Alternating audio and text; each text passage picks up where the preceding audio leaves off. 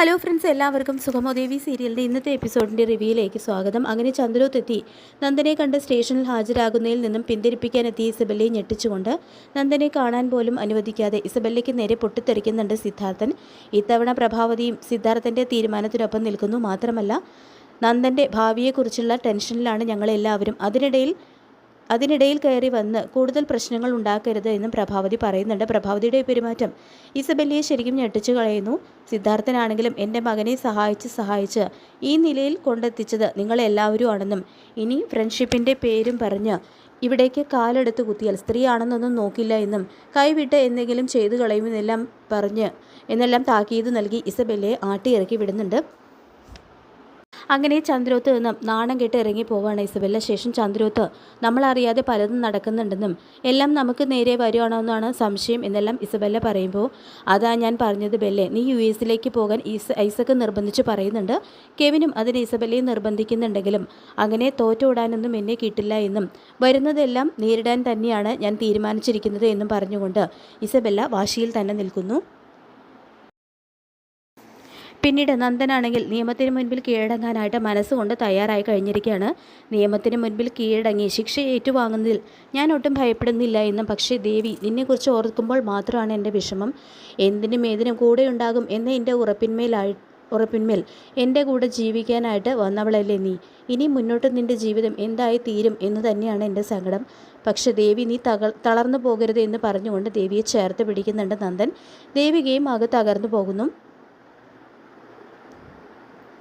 എത്രയൊക്കെ പറഞ്ഞാലും നന്ദൻ ഒരു കൊലപാതകം ചെയ്ത ആളാണ്. നിയമത്തിൻ്റെ മുൻപിൽ ഹാജരാകേണ്ടത് ഒരു MLA എന്ന നിലയിൽ തൻ്റെ ഉത്തരവാദിത്വമാണ്. പക്ഷേ അതിനുപരി നന്ദു തൻ്റെ ഭർത്താവാണ്, തൻ്റെ കഴുത്തിൽ താലി ചാർത്തിയ ആളാണ്. അതെല്ലാം ഓർത്തിട്ട് ദേവികയുടെ മനസ്സ് ആകെ ഉലഞ്ഞു പോകുന്നുണ്ട്. തുടർന്ന് നന്ദു കുറ്റമേറ്റു പറഞ്ഞ് ഹാജരാകാൻ തയ്യാറായ സ്ഥിതിക്ക് 8-10 വർഷം ജയിൽ ശിക്ഷ മാത്രമേ കോടതി നന്ദുവിന് വിധിക്കൂ എന്നും അതുവരെ ഞാൻ നന്ദുവിന് വേണ്ടി കാത്തിരിക്കൂ എന്നും ദേവിക പറയുന്നുണ്ട്.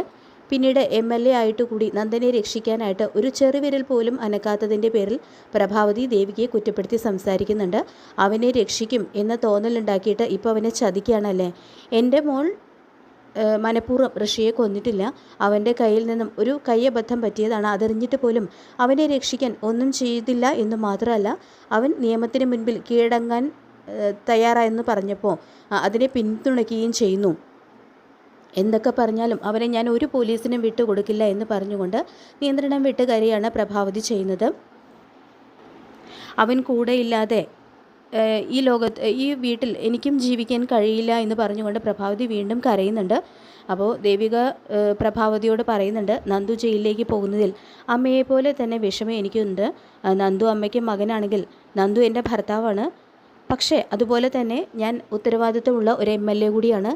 ഒരു MLAയുടെ സ്ഥാനത്ത് ഇരുന്നുകൊണ്ട് ഇതല്ലാതെ എൻ്റെ മുൻപിൽ വേറെ മാർഗവും ഇല്ല എന്ന് ദേവിക നല്ല മറുപടി തന്നെ പ്രഭാവതിക്കും കൊടുക്കുന്നുണ്ട് കേട്ടോ. ഇതേ സമയം പിന്നീട് കാണിക്കുന്നത് അരുന്ധതിയെ കാണാനായിട്ട് CP എത്തുന്നുണ്ട്.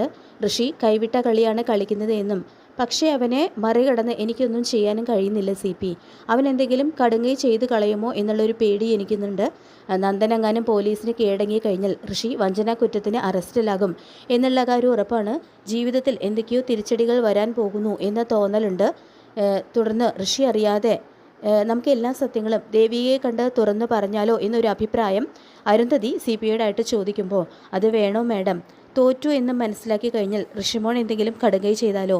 ഇതിപ്പോൾ കാര്യങ്ങൾ എവിടം വരെ പോകട്ടെ എന്ന് നോക്കാം. മാഡം എന്തായാലും ഋഷിമോനോട് ഒരിക്കൽ കൂടി കാര്യങ്ങളൊക്കെ ഒന്ന് സംസാരിച്ച് നോക്കുക. എന്നിട്ടും ഫലമില്ലെങ്കിൽ ദേവികയെ കണ്ട് എല്ലാം പറയാമെന്ന് പറയുന്നുണ്ട് കേട്ടോ CP. ഇതിനിടയിൽ ഇസബെല്ലയാണെങ്കിൽ ജയിക്കാൻ വേണ്ടിയിട്ട് രണ്ടും കൽപ്പിച്ചുള്ള കളിക്ക് ഇറങ്ങുന്നു. നമ്മുടെ ഹരിസാറാണെങ്കിൽ അദ്ദേഹത്തിൻ്റേതായിട്ടുള്ള ചില അന്വേഷണങ്ങളൊക്കെ ഇതിനിടയിൽ നടത്തുന്നുണ്ട്. അങ്ങനെ തന്നെ സ്വാധീനം ഉപയോഗിച്ച് ഇസബെല്ലയുടെയും കെവിൻ്റെയൊക്കെ കോൾ ഡീറ്റെയിൽസൊക്കെ അദ്ദേഹം എടുപ്പിക്കുന്നുണ്ട്. മാത്രമല്ല ഇസബെല്ല ഐസക്കിൻ്റെ മകളാണെന്നുള്ളൊരു ഞെട്ടിക്കുന്ന സത്യവും അദ്ദേഹം കണ്ടെത്തുന്നുണ്ട് കേട്ടോ. അങ്ങനെ രഹസ്യങ്ങളുടെ എല്ലാം ചുരുളുകൾ ഏകദേശം ഹരിസാറ് കണ്ടെത്തിക്കൊണ്ടേയിരിക്കുകയാണ്. അപ്പോൾ നമുക്ക് കാത്തിരിക്കാം ഇന്നത്തെ കിടലൻ എപ്പിസോഡിനായിട്ട്. ഈ റിവ്യൂ ഇഷ്ടപ്പെട്ടെങ്കിൽ ലൈക്ക് ചെയ്യുക, ചാനൽ കൂടി ഒന്ന് സബ്സ്ക്രൈബ് ചെയ്ത് സപ്പോർട്ട് ചെയ്യുക. താങ്ക്